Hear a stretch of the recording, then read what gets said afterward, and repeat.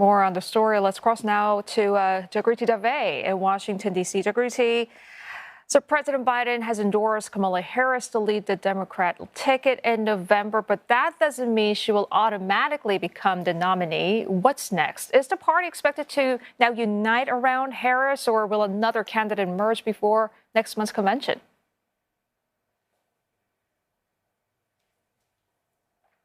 Well, Kamala Harris herself, Julie, has said that she intends to earn the nomination and win it, suggesting it's not completely plain sailing. While she does have name recognition and she does have some Democrats coalescing behind her, not least, of course, Joe Biden, who endorsed her, the Clintons, who've come out backing Kamala Harris. And you've got the chair of the Progressive Caucus, Congresswoman Pramila Jayapal, who's also come out for Kamala Harris. But you've also got other top Democrats who are remaining quiet on the issue. Former House Speaker Nancy Pelosi, for example, former US President Barack Obama, he has said previously indicated that he intends to be neutral on these and let the internal party dynamics play out without seeking to throw his own opinion behind a candidate, suggesting, he doesn't want to influence the outcome. We are hearing actually just now reports that Senator Joe Manchin is considering re-registering as a Democrat and throwing his hat in the ring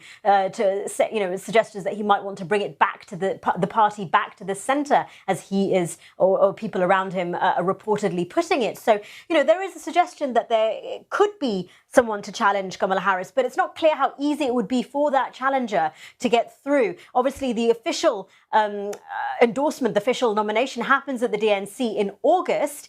You've got the DNC chair issuing a statement saying that in the coming days, the party will undertake a transparent and orderly process to move forward as a united Democratic Party with a candidate who can defeat Donald Trump in November. So they are clearly wanting to make this an open, transparent process. Kamala Harris has, as I say, that name recognition, the backing of some Democrats. She's already on the ticket, in a sense, as vice president. So suggestions that the fundraising that's already happened under Joe Biden and Kamala Harris's name, the transfer of that from Joe Biden to Kamala Harris would be potentially unproblematic, maybe more problematic if there was an outside challenger who manages to get the nomination at the DNC. So, not a done deal. I think a lot going to be happening in the next few weeks and months.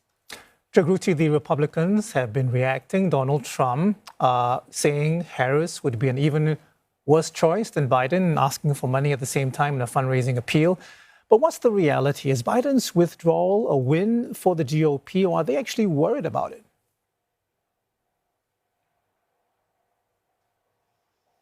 Well, I think in the most obvious sense, it is not great for the Democrats that they have had weeks of this internal fighting or internal soul-searching chaos, really, whilst the Republicans have coalesced around Donald Trump. Any of those divisions that existed in the Republican Party about Donald Trump and about his influence over the party, especially after the shooting at that rally in Pennsylvania, really appeared to have disappeared at the convention, with, even people who had stood against him for the nomination coming behind him to say that, well, we support him as our candidate. So on the outset and on the face of it, it does seem like this is yet another example of continued chaos in the Democratic Party. On the other hand, some Democrats who've been calling for Joe Biden to stand down have been saying, look, there's still time ahead of the DNC, ahead of the convention, for another candidate to be chosen and for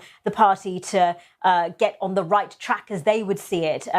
So, at this latest rally that Donald Trump had in Michigan, he actually asked his supporters, who would you prefer? And there was a sense, reportedly, from people who were there, saying there was a sense that actually his supporters preferred the idea of Trump running against Biden because they perceived Joe Biden to be a sort of a weak candidate. But, the Republicans have anticipated the possibility of Joe Biden dropping out and have really gone on the attack with Kamala Harris. Their attacks have been, it's the Biden-Harris ticket. It's not really just attacks on Joe Biden, it's both of them.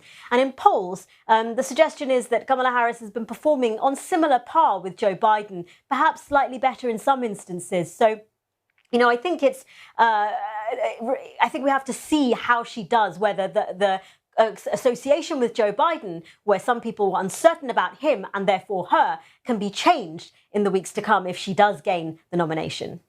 All right, Jagruti, thank you very much for that. Jagruti Dave reporting to us live from Washington, D.C.